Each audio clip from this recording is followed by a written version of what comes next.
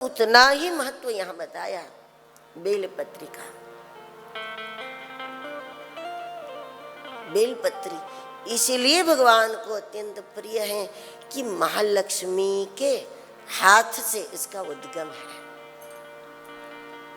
इसलिए हम देवी को नहीं चढ़ाते, क्योंकि उसी के तो हाथ से इसका उद्गम हुआ है, माँ की हथेली से उत्पन्न हुई है। लेकिन बेलपत्री की छाया में बैठ करके अगर हम शिव आराधन करते हैं तो उसकी बड़ी महिमा है। महादेव को बेलपत्र चढ़ाना तो उत्तम है ही, लेकिन बेलपत्र के वृक्ष को जल देना भी भगवान शिव के अभिषेक के समान ही पुण्य हो जाता है। पत्ते तो इसलिए लिए जाते हैं कि इससे पेड़ की ऊंचाई बढ़े। जब नीचे से डालियां को काटते जाओ और चढ़ाते जाओ तो वृक्ष अच्छा हो जाता है, ऊंचा हो जाता है, उसका विकास अच्छा हो जाता है। नहीं तो बेलपत्री का वृक्ष नीचे नीचे जब फैल जाता है तो हाइट नहीं बढ़ती। तो उसकी हाइट बढ़ाने के लिए, उसकी सुंदरता बढ़ाने के लिए, उसकी आयु बढ़ाने के लिए हम उसको थोड़ा हल्का करते हैं और अत्यंत पवित्र होने के कारण हम शिव जी को चढ़ाते हैं। इसके औषधीय गुण भी बहुत माने गए हैं, लेकिन वो वैद्यों का विषय है। उसके फल से भी बहुत सारी औषधियाँ बनती है। मुरब्बा तो बनता ही है, वो तो हम सब जानते हैं। उसका शरबत बहुत अच्छा बनता है, वो भी एक औषधि है।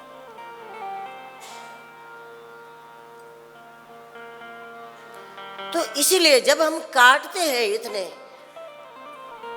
अद्भुत वृक्ष को तो इसका फायदा उठा लेते हैं हम शिव आराधन में।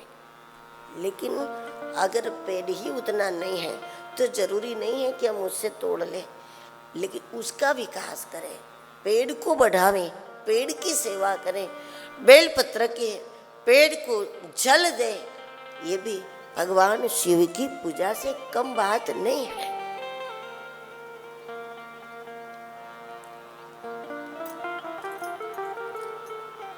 और इसमें अखंड होने की महिमा बताई है।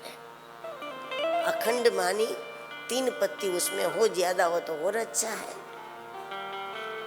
लेकिन कभी बेलपत्री में 3 पत्तियां नहीं, ये देश काल के अनुसार होता है। देखो हमारे यहाँ उपलब्ध है बेलपत्री, इसलिए हम ऐसा कह सकते हैं कि ऐसी ही होनी चाहिए, 3 पत्ती वाली होनी चाहिए। लेकिन जो लोग ऐसे स्थानों में रहते हैं जहाँ बेलपत्री उपलब्ध ही नहीं है, जहाँ ये वृक्ष ही उपलब्ध नहीं है, वो तो जब भारत में आवे तब तो बहुत सारी बेलपत्री इकट्ठी कर ले, उसको सुखा दे, सुखा करके इसका चूरा करके डिब्बा भर दे और चूरा चढ़ा दे तो भी महादेव प्रसन्न हो जाए, क्योंकि वहाँ उपलब्ध नहीं है। वहाँ उसका चूरा चढ़ाना भी तो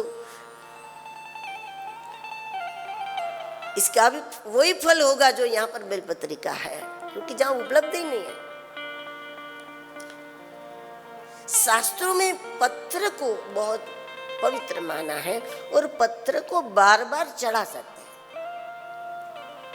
हैं। बेलपत्री आपने आज शिव जी को चढ़ाई, फिर आपने उतार लिया है, रखा है, तो फिर धो करके फिर कल पूजा में आप ले सकते हैं।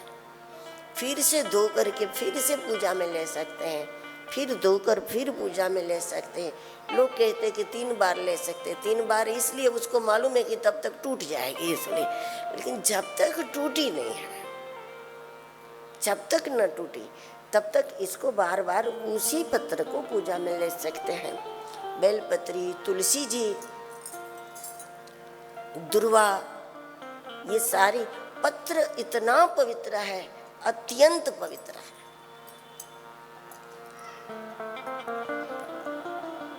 चार चीजें ही मुख्य हैं जो देव को चढ़ाई जाती है, पत्रम, पुष्पम, फलम, तोयम। ये 4 चीज का ही वर्णन है। फिर तो जिसकी जैसी भावना